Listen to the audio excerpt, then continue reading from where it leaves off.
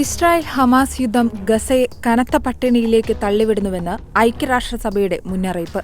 ഒക്ടോബറിൽ ഇസ്രായേലിനെതിരെ ഹമാസ് പ്രവർത്തകർ നടത്തിയ ആക്രമണത്തെ തുടർന്നുണ്ടായ എക്കാലത്തെയും രൂക്ഷമായ യുദ്ധത്തിന് വിരാമമിടുന്നതിന് പല നയതന്ത്ര ശ്രമങ്ങളും നടക്കുന്നുണ്ട്. എന്നാൽ ഗസയിലെ ഇപ്പോഴുള്ള സാഹചര്യം വിവരിക്കാൻ കഴിയുന്നതിലും ഭീകരമാണെന്നാണ് സന്നദ്ധ പ്രവർത്തകരും പറയുന്നത്.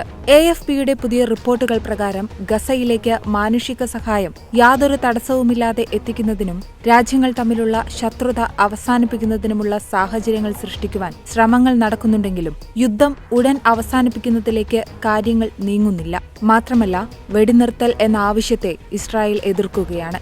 ഒക്ടോബർ 7-ന് ഹമാസ് തോക്കുധാരികൾ ഗസയുടെ അതിർത്തി കടന്ന് ഇസ്രായേലിൽ 1140ഓളം പേരെ കൊന്നൊടുക്കിയതോടെയാണ് യുദ്ധം ആരംഭിച്ചത്. ഇതിൽ കൂടുതലും സാധാരണക്കാരാണ് എന്നാണ് ഇസ്രായേൽ കണക്കുകളെ അടിസ്ഥാനമാക്കി AFP റിപ്പോർട്ട് ചെയ്യുന്നത്. കൂടാതെ പലസ്തീൻ പ്രവർത്തകർ 250 പേരെ തട്ടിക്കൊണ്ടുപോവുകയും ചെയ്തിരുന്നു. ഇതോടെ ഹമാസിനെ നശിപ്പിക്കുമെന്ന് ഇസ്രായേൽ ആഹ്വാനം ചെയ്തിരുന്നു. തുടർന്ന് ഇസ്രായേൽ ഗസയിലേക്ക് നടത്തിയ നിരന്തരമായ ബോംബാക്രമണങ്ങളിൽ 20,057 പേർ കൊല്ലപ്പെട്ടുവെന്ന് ഹമാസ് അധികാരികൾ വെള്ളിയാഴ്ച പുറത്തുവിട്ട ഏറ്റവും പുതിയ കണക്കുകൾ പറയുന്നു. മരിച്ചവരിൽ ഭൂരിഭാഗവും സ്ത്രീകളും കുട്ടികളുമാണെന്നാണ് ഹമാസ് അവകാശപ്പെടുന്നത്. അതിനിടെ ഗസയിലെ മുഴുവൻ ജനങ്ങളും ആസന്നമായ ക്ഷാമത്തിന്റെ വക്കിലാണെന്ന് UN പിന്തുണയുള്ള ഗ്ലോബൽ ഹങ്കർ മോണിറ്ററിംഗ് സിസ്റ്റം വ്യാഴാഴ്ച പ്രസ്താവിച്ചു. യുദ്ധത്തെ തുടർന്നുണ്ടാകുന്ന ഇല്ലായ്മയും നാശവും കൊണ്ട് കടന്നുപോകുന്ന ഓരോ ദിവസവും ഗസയിലെ ജനങ്ങൾക്ക് കൂടുതൽ പട്ടിണിയും രോഗവും നിരാശയും മാത്രമേ നൽകൂ എന്ന് തങ്ങൾ ആഴ്ചകളായി മുന്നറിയിപ്പ് നൽകുന്നുണ്ടെന്ന് UN ഹ്യൂമാനിറ്റേറിയൻ മേധാവി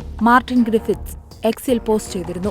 UN കണക്കാക്കുന്നത് 2.4 ദശലക്ഷം സംഖ്യയിൽ 1.9 ദശലക്ഷം ഗസക്കാർ ഇപ്പോൾ കുടിയിറക്കപ്പെട്ടു എന്നാണ്. വീടുകൾ തകർന്നതോടെ തിങ്ങിനിറഞ്ഞ ഷെൽട്ടറുകളിൽ കഴിയുന്ന അവർ ഭക്ഷണം, ഇന്ധനം, വെള്ളം, മരുന്നുകൾ എന്നിവ കണ്ടെത്താൻ പാടുപെടുകയാണ്. ഇതിനിടയിൽ ആളുകൾക്കിടയിൽ രോഗങ്ങൾ വ്യാപിക്കുകയും ആശയവിനിമയ മാർഗങ്ങൾ ആവർത്തിച്ച് വിച്ഛേദിക്കപ്പെടുകയും ചെയ്യുന്ന സാഹചര്യങ്ങൾ ഉണ്ടാകുന്നുണ്ട്. അതേസമയം ഇസ്രായേലും ഹമാസും മറ്റൊരു ഉടമ്പടിയിലേക്ക് നീങ്ങുമെന്നും ശേഷിക്കുന്ന ബന്ദികളെയും കൈമാറ്റം ചെയ്യുമെന്നും ലോകത്തിന്റെ വിവിധ കോണിൽ നിന്നും പ്രതീക്ഷകൾ ഉയർന്നിരുന്നു.